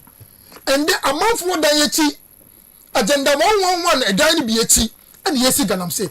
In between secondary school, within the compound of secondary school, and we took Galamsey. Police station and then you can say you took Galamsey. This wasn't the promise that the NDC made to us. Last year, the president engaged the media. And what was the declaration that he made? He said he's going to make sure that all foreign zones in this country will be made security zone. Yeah. What is happening? Today, the president is rather coming to give us PR gimmicks. So about Kikan and Sam say, the military follow up. We have to feed them in the morning. We have to feed them in the afternoon. Didn't the president know this before making those kind of promises? And I keep on saying on every platform that I go and say, any other person in this country can be forgiven for making promises and coming to act otherwise, except the president. KD, why? This is a man who has been president in this country before. He knows every loophole, every source of revenue generation in this country. Because he served as a president for 4 years. He knew what the state kitty could afford him to do, and he knew what it could have not afford him to do. So this is a man who, because of the opportunity he has gotten to serve as president for 4 years, 6 months in Intino, any other thing Biana Kapapi a promise should have been things. I will say, he knows very well, say, Oba, it is implementable. Oba, it is feasible. But what are we seeing today? And then you Hammer. And then you communicate a representative who say, and make references of exogenous effects. It may cause him for the Bokosoro. President Mahama made us understood, say, from Ghana to Ukraine and Russia is about 7,000 miles away. That was what he said. It is about 7,000 miles away. Today, from Ghana to US, and I say Ghana to Iran, I beg me maybe it has a circle. Say a 2 bomb to her, a big kind. It's remaining there, and this is 4% Ghana for United States. Say, you're 2 bomb, I'm not to Gaza. Now about the circle. And I say 2 bomb, I'm not to Gaza. Now go commemorate about the 20. Today, it has effect on us. Some said you and Nado, Nabreso, now you're in 2 oil. Our Teddy. And I say in 2 oil, our Bole. But what did we hear in this country? We were made to understand, say, there is no way we can attribute the rise in fuel cost to any exogenous effects. So because I'm about to say a number is still a man for so, but that you have about the Strait of Hormuz, and the new ones be about to give justification to it. We all know that today the incompetence of the NDC is being exposed, and this is what we are seeing in what the IMF has reported about $1.7 billion as losses. Your convertible Ghana is 22 billion Ghana cedis. Do you know what that money can do? The finance minister, as we speak, needs only 6 billion to be able to employ all nurses for the Ministry of Health. 6 billion out of it. Sami Jenfi, I'm a sales Kaneshego. Today, you can't watch what is Sami Jenfi telling us? Say you're telling me. So when Sami Jenfi was telling the people of Ghana that your mommy Samira Bome was moving with a car full of makeups, was he saying any brain now?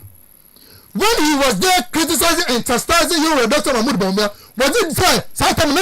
Now, Sami Jenfi was bold enough to tell the Ghana police and Ghana military, say, the day that the MPP will leave power, they are going to pack their things and move with them. Was it as at that time, sir? But today, we are making constructive criticism.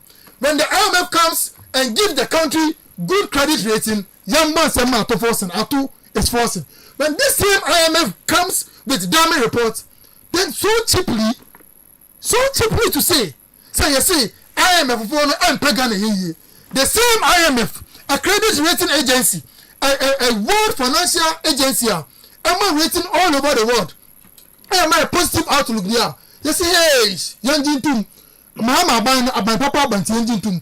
But if that same rating, no, I the friend saying, I want to say, yeah, Bakadia, yes, baby. Ghana for and sorry, no more moment. Says some media visit or Lucrebica. It is not in the media encounter or channel show the brain. It is not in the interviews that he has. He should come to the House of Records where he will swear an oath. So about because it has consequences on him. But he has the already put you in that challenge. Say, myself, if you a friend one, or a barber trim, the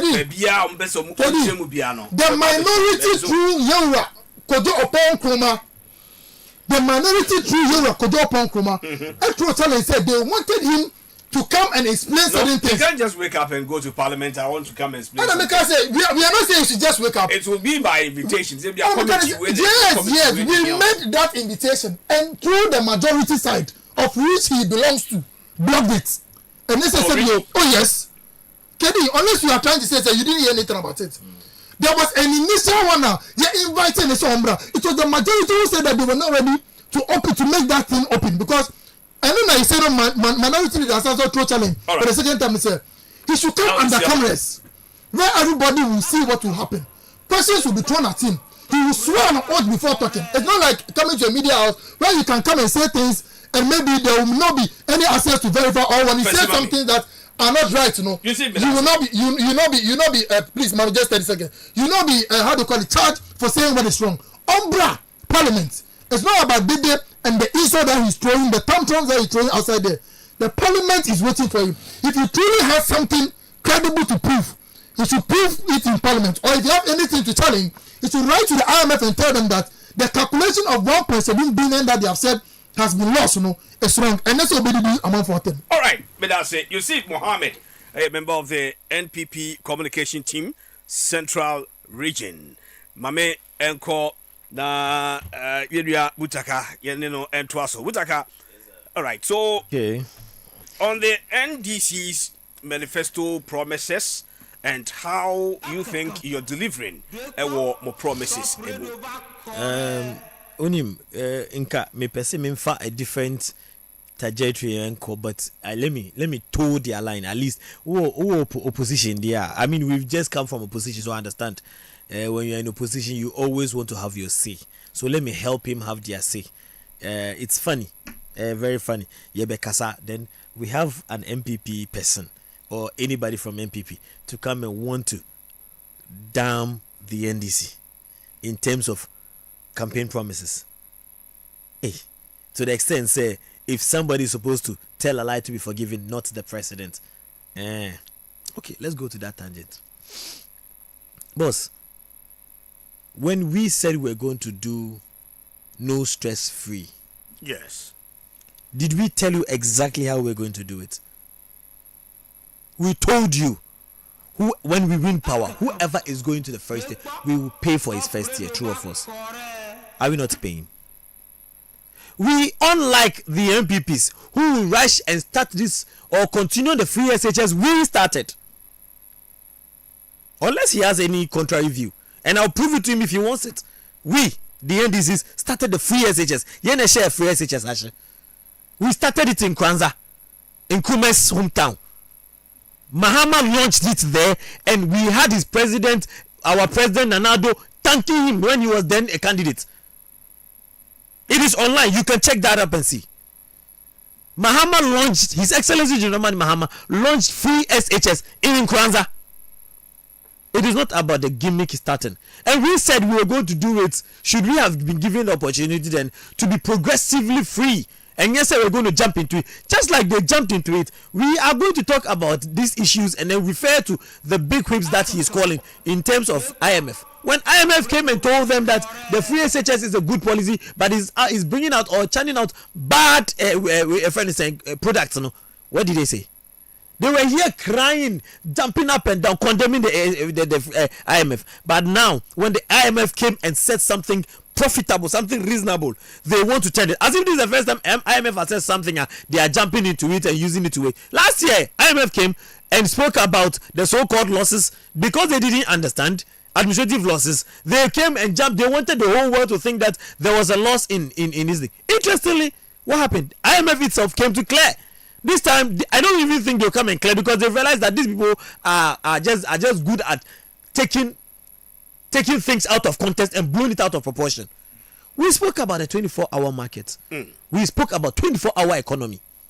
The 24-hour economy. Before you go into that, the launch of the free SHS by His Excellency John Dramani Mahama was in the Central Region. Central Region. Otuam. It wasn't Kwanzaa, rather. It was Otuam. No, okay. Not in thank Kwanzaa. you for the correction. But it was in Central Region. But it was by whom?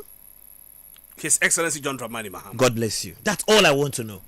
That's all I want confirmation about. That was in 2015. 2015, before we left power. So whenever I sit in any radio or TV station and I say it emphatically, without fear of favor, with all alacrity and enthusiasm, that we started the free SHS, then you get them jumping at us because they have made it their so-called flashy program, and then people are thinking, unfortunately, because of the whole lot of noise they made about it, in thank you very much for confirming this. You are one of the few producers or presenters who I will salute at all times. Let's go to where I'm talking about, the 24-hour economy. Yes. Unlike some of our social contracts that we gave time frame on. The social contract, you are a media person. We spoke about going to remove the taxes within some periods, within 100 days. There are all other social promises and social contracts within that period. Haven't we achieved it? No, if we haven't, they should come and speak about it. But we never said the 24-hour economy was part of the social contract. It was all part of the what? He's looking at me because he doesn't even understand what we said social contract is all about. We made you understand we have a whole economy, a whole, manifesto. But within the manifesto, we have a social contract with Ghanaians within a period of time to be able to do some things. All these so-called taxes, this overburden taxes, it is part of it. But one thing we never put was to put the 24-hour economy into the social contract, because we know it is not something that will use even a year or two to finish or to really start. But then we started something. Go to the harbor right now. I'm daring you. Tema Harbor. I will say it is now daytime.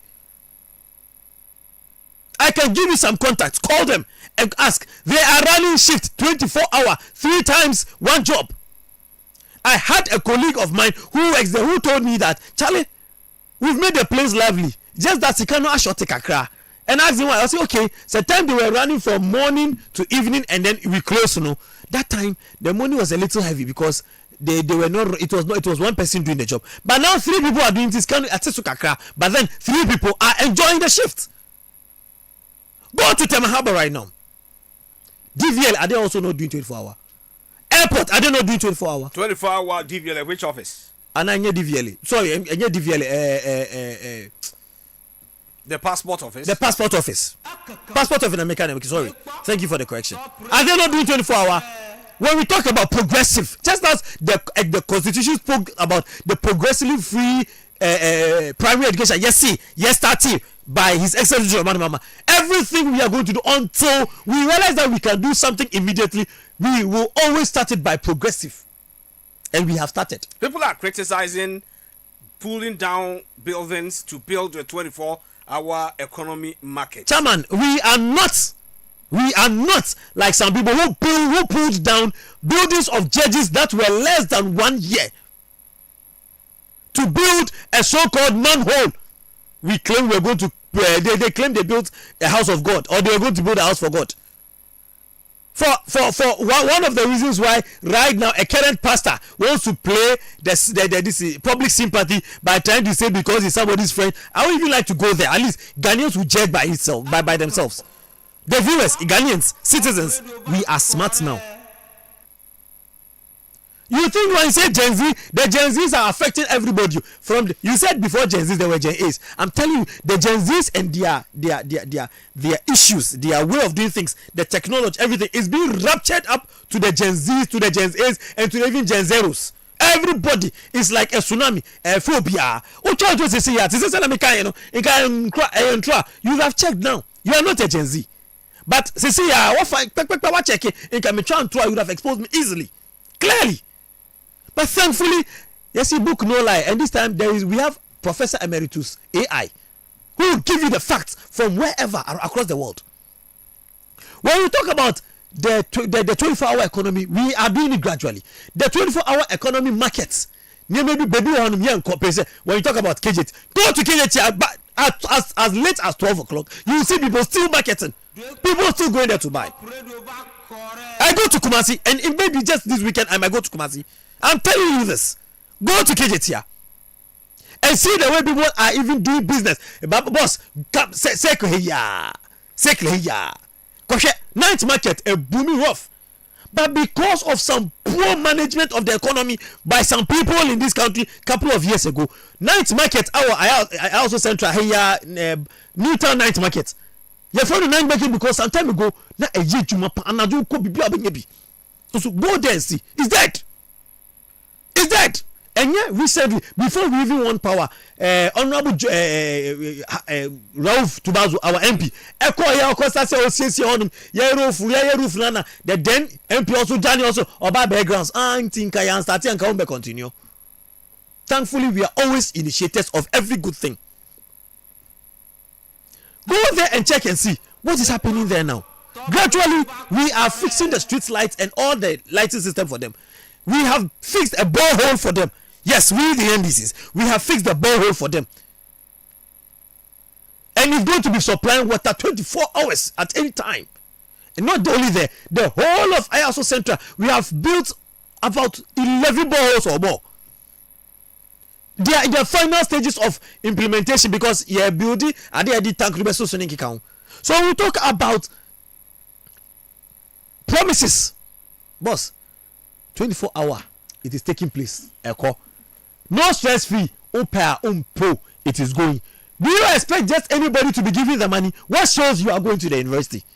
The university is not like the SHS, where before you go, everything of yours will be ready and then we push it into it. The university, you need to go and register. You need, after registering as a student, you need to go and register your courses and all that. There are so many things in there. So the president said that some time ago you didn't have anywhere you were going to, you get the money. Into because only baby obuchia. Also say oba eko university now ko bia eko bisani bushia abemo because only said the government will pay back. True of us.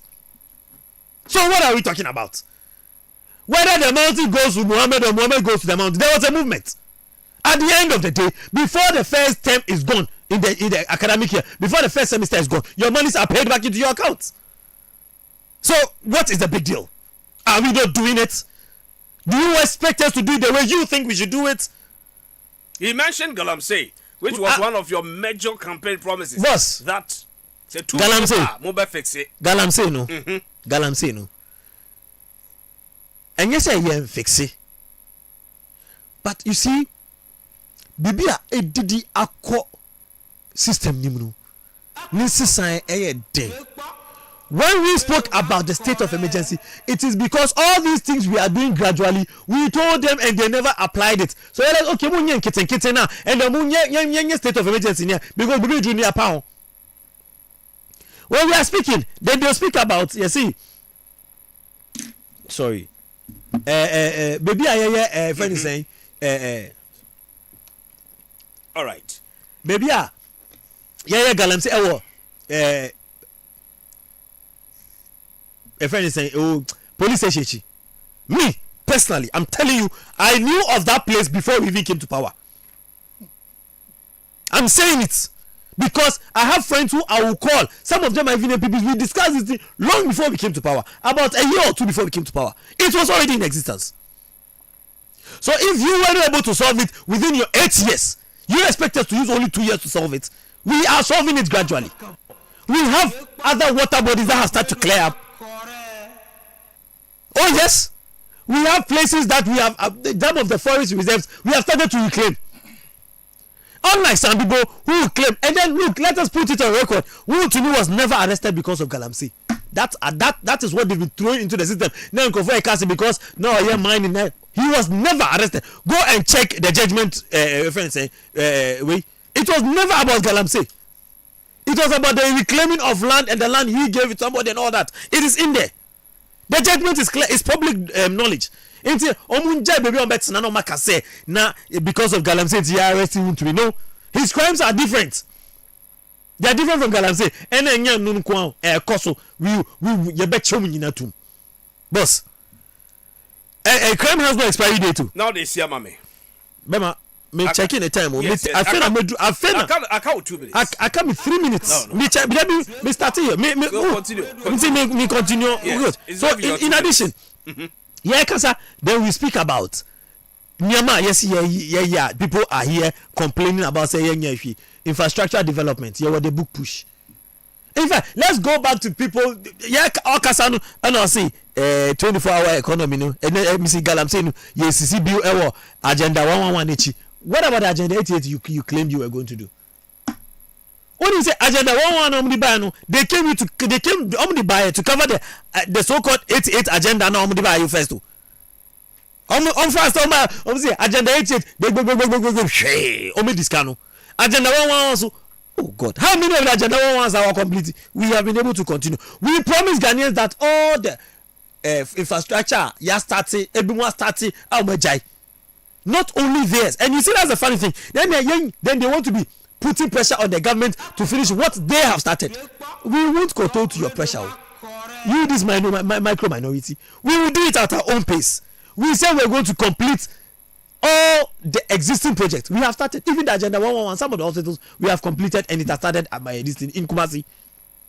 In Ashanti region, not necessarily Kumasi, I forgot exactly. But it is in public domain. I'm sure as a media person you know that one.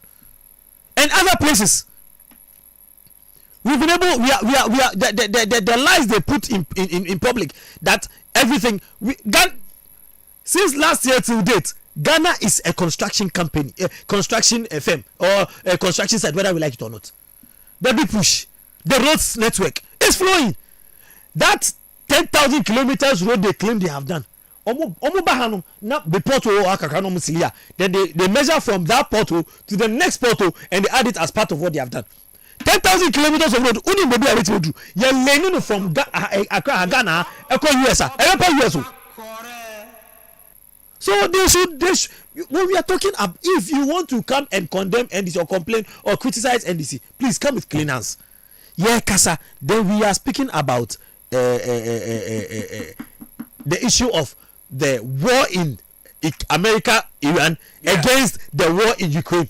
For crying out loud, you and I know the year our president came to say because of Russia-Ukraine war, our economy was skyrocketing, and the taxes and everything was skyrocketing. That year, Ukraine, their way a friend is saying, was better than what it used to be in the previous years, and yet it was affecting Ghana.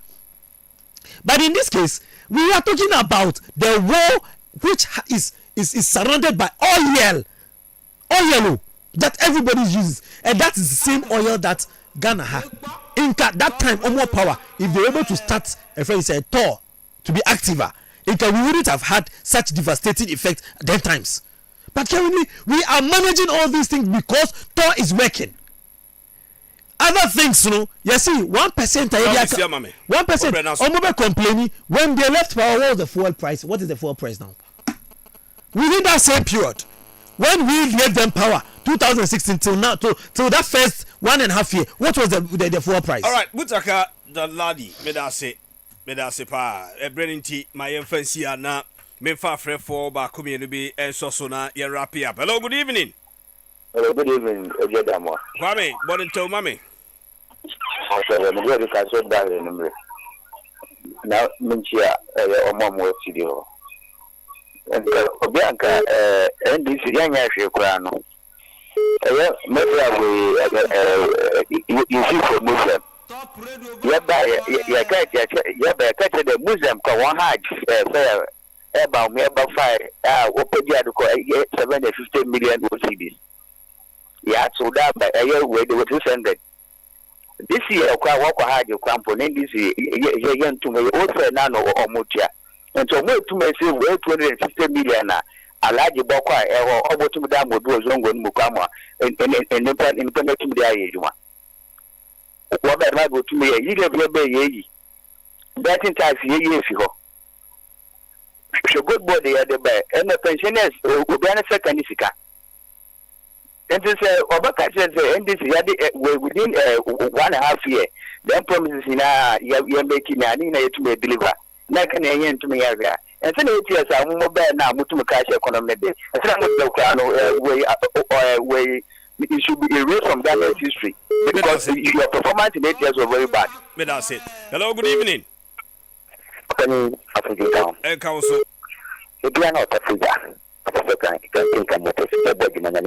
Yanko. Maminchana na be GFK, Maminchano, I'm a big mapa, first vice, Ghana for Mumia Famano, na minister meeting up 1 PP, academic. Oh, yeah, I am 96 will be back. I am a jack. Don't want the near only studio everything. And now for the Canada, but for whom you want to get home out, if the captain say, I will not research you. Let us do. Meaning, sir. The way almost your market. Nana not going to see you near Mabria. I can come to us. If you can send your money, you need to be young, son of so. I'm the bank. Everybody see the market. I can see the more found cool baby. Not population in Koho, not Kuaka junk of the idea of more people when you are telling you music. If you are down, and I did say for the bono. Oh, and you make one and that's fine. And that's fine. And then no man at one party, because we can run to see ya. Or the new Ghana side, and this is significant. The big accident apostle. Classic bar apostle. Hello, good evening. Yes, sir. And council. International chairman, you are honorable Bachi, Jacob, your family are not walking look at a few boy or against some correspondence. My main country, everything you already say. So, catch them say, oh, no, please, we are Halasia, and you don't put any number of Bassam or Catagana for. Then I make us say, you are your mama, I could get a club, I got your man beginning in our say. So, the 2 billion guarantees, yeah. All talk was education, you're the bear pine. Meanwhile, Nagana I will come Nabia. Me person met Viasi, I didn't get to met Fia, name dear. Please me hand for the Bible. I don't know myself when you are not on that if you are there for non article school. Okay, it's a abandonment spot for Oko Amanonical Syria. Or set a record. On Chile, progressive freedom of the Bible. I don't know who. I'm going to go for you. Let's put it on check. Master, we are saying, no, anything like I said. Omuya, another day, progressive freedom. All right. Yeah, but never second in the say, where the fees you have, okay, you will put the Bible. You know, contemporary, but I say, talking about the free SHS, the NDC promised the progressively free SHS. They believed that Yan wholesale, Yan boom, yen shas yen free baby yen ko baby so everybody can read around. President Mahama launched free SHS 2015 and at least you get some details of it. Now what he said na idea no ye den absorb fees and I say absorb we can all read around it. Hello, good evening.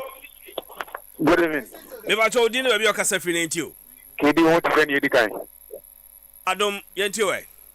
Median from African to Manto Mame Chair Honorable Boachi Ejaho, incoming national chairman, NPP.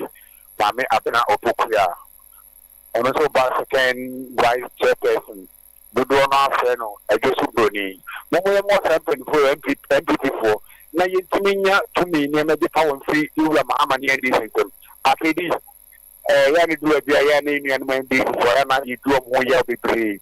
Uni ocho wakasa biblia kasa biblia o se defend the enfront no and also kasa so make them free more qualify it's I know before the time I am a diaba it's home to diaba na so what say no kra they say I want to make it over take the demo you will Muhammad ko to say kasa wa dalam say wo sa every time no dalam say dem mo ya fa wo ko de ye dem is what say more dem is what say more it is the one with opposition kasa ye especially the club also come with the you come what I say so be done you need the question you see question what in the president as to check the president as to the president no that's it 2000 class all right yele afre fa le besia na ya wrap it up you see 30 seconds maybe now so with my 30 my sending document where Accra High on prospectus as of 2016-2017 no mutual school fees 482 Ghana cedis international that send me a copy of it.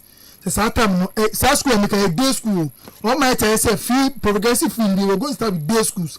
As of that where TV3 for years report we. As of that no mutual fees no. It's no almost ya hobo but only abi omu dey so. It's no one thing. Oya and this for kokoko someone catch am say omo dey mbo 6,000 or so. Omo say na for automatic posting omo catch so omo dey so. Omo say ye teacher for and all sensations and some catch so omo twem no. Even the cost of writing it Omotum, Medase. All right. Yeah, call. Mr. Butaka. Yes, sir. Family, 30 seconds. 30 seconds, sir. Me, boss. If you are happy and you refuse now, now we near. Ewa ona obeda any muna. Opa umpo. The country is moving in the right direction. We've always been saying, yeah, we will not rush into implementing things. Just as they have rushed, and when we said we will come and the free SHS will review it, almost hereby cancel in their own dictionary. Review means cancellation. No? We have in and we are reviewing it gradually. When we say we will implement something that we will not put a timeline on, we will do it gradually, progressively. Me papa, my godfather, my all. Honorable Johnson Asiedu Kitia, the futuristic chairman. Any MP, Honorable Abdurrahman Tubazu, MC ni Yankofo nyina. Bichechu bia. Abusia dia si Nyankopon yard watch na Wednesday e beba beto som no so midin. KD, better production team ni na say, better TFO nyina say. Watch na yenhia 7 p.m. E wo final point